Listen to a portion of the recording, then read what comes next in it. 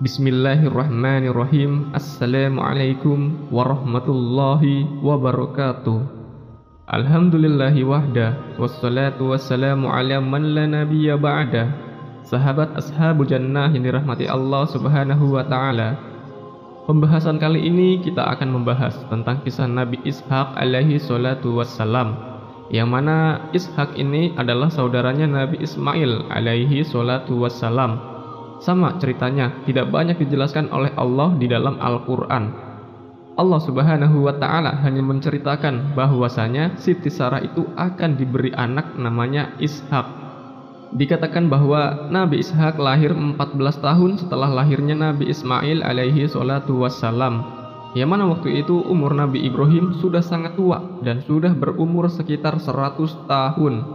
Sementara istrinya Sarah berumur sekitar 90 tahun. Tidak banyak disebutkan tentang Nabi Ishaq di dalam Al-Quran. Seperti yang telah kita ketahui bahwa Nabi Ishaq alaihi salatu wassalam merupakan anak kedua dari Nabi Ibrahim alaihi salatu wassalam. Beliau lahir dari rahimnya Siti Sarah beberapa tahun setelah kelahiran putra pertama Nabi Ibrahim, yakni Ismail dari Siti Hajar. Ketika Nabi Ismail beranjak dewasa, Nabi Ibrahim alaihi salatu wassalam kemudian berdoa dan memohon kepada Allah subhanahu wa ta'ala untuk dikaruniai anak dari Siti Sarah. Karena ketaatan dan kepasrahan Nabi Ibrahim, maka Allah subhanahu wa ta'ala mengabulkan doanya. Kemudian Allah mengutus malaikat yang menjelma menjadi manusia untuk mengabarkan kepada Nabi Ibrahim bahwasanya dia akan memiliki seorang anak. Wabasyarruhu bigulamin alim, dan mereka mengabarkan kepada Nabi Ibrahim bahwa istrinya Siti Sarah akan melahirkan anak laki-laki yang akan menjadi ahli ilmu tentang Allah dan agamanya. Namanya adalah Ishaq. Dan benar saja, beberapa waktu setelah kabar gembira itu datang, istri Nabi Ibrahim alaihi salatu wassalam, yakni Siti Sarah, melahirkan bayi laki-laki. Menurut ahli sejarah, Nabi Ishaq lahir pada tahun 1897 sebelum Masehi di kota Hebron. Kota Hebron adalah sebuah kota yang didiami oleh kaum Kan'an. Dan untuk kaum Kan'an inilah Nabi Ishaq diutus Allah subhanahu wa ta'ala. Karena memang kaum Kan'an ini kaum yang tidak mengenal Allah subhanahu wa ta'ala. Nabi Ishaq diutus oleh Allah untuk meneruskan perjuangan dakwah ayahnya. Setelah menginjak usia dewasa, Nabi Ibrahim alaihi salatu wassalam tidak mengizinkan Nabi Ishaq untuk menikahi wanita dari kaum Kan'an. Wanita dan keseluruhan penduduk Kan'an kala itu memang durhaka kepada Allah dan sangat terasing dengan keluarga mereka. Karena itulah, kemudian Nabi Ibrahim mengutus seorang pelayan untuk pergi ke kota Haran dan membawa seorang perempuan dari keluarganya.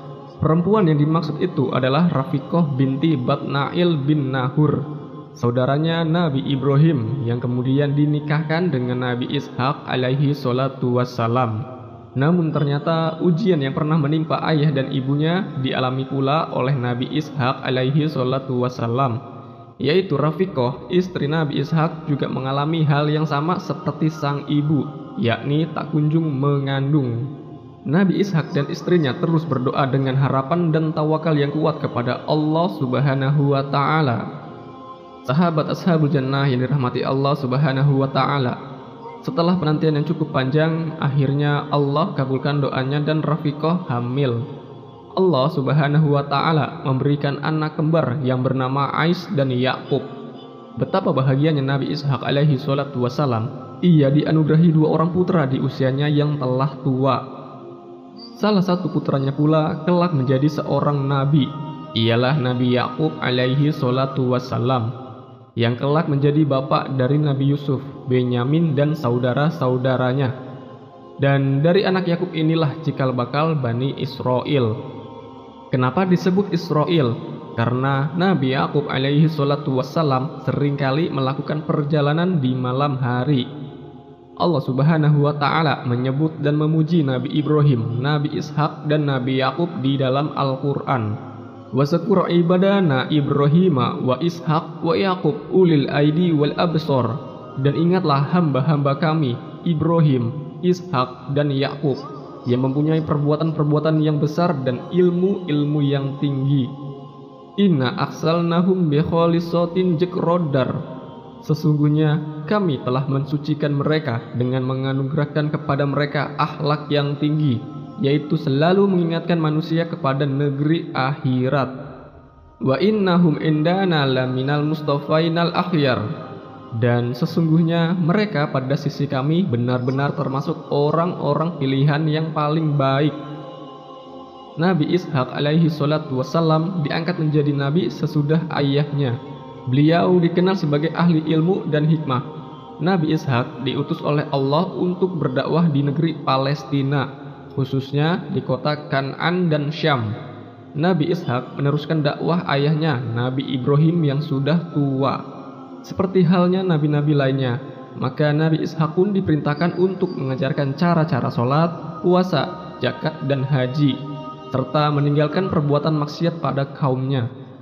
Dalam memimpin kaumnya, Nabi Ishak alaihi salatu wassalam dikenal sebagai nabi yang bersifat ramah tamah, sehingga kaumnya merasa senang, rukun, dan diberi kemakmuran yang berlimpah ruah oleh Allah Subhanahu wa Ta'ala.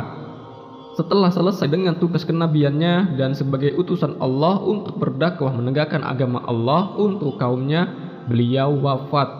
Nabi Ishak alaihi salatu wassalam wafat pada usia 180 tahun dan beliau dimakamkan di Palestina, tepatnya di Gua Maghfilah bersama Nabi Ibrahim alaihi salatu wassalam dan Siti Sarah. Dan di atas Gua Maghfilah kini dibangun sebuah masjid yang diberi nama Masjid Ibrahim. Dan di gua ini juga dimakamkannya Nabi Ibrahim dan istrinya, Siti Sarah. Kemudian juga Nabi Ishak dan istrinya, dan juga Nabi Yakub dan istrinya. Mungkin cukup sekian kisah Nabi Ishak alaihi salatu wassalam. Dan selanjutnya kami akan bahas kisah Nabi Yakub alaihi salatu wassalam. Semoga kisah ini bermanfaat dan bisa menjadi penambah wawasan bagi kita. Akhirul kalam, subhanakallahumma wa bihamdika asyhadu an la ilaha illa anta astaghfiruka wa atubu ilaik. Wassalamualaikum warahmatullahi wabarakatuh.